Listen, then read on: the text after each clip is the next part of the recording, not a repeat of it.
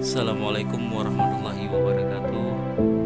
Salam sejahtera buat kita semuanya.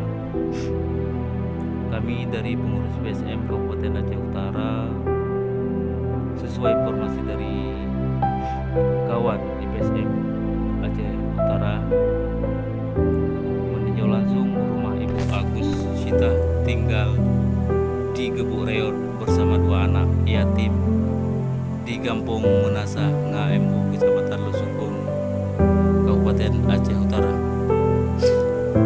Dan kami dari pengurus PSM Kabupaten Aceh Utara langsung ke TKP dan melihat kondisi rumah saudara Ibu Agus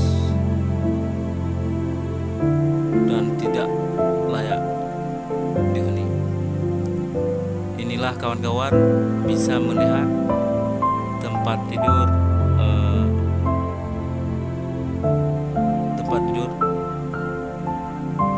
rumah Ibu Agus.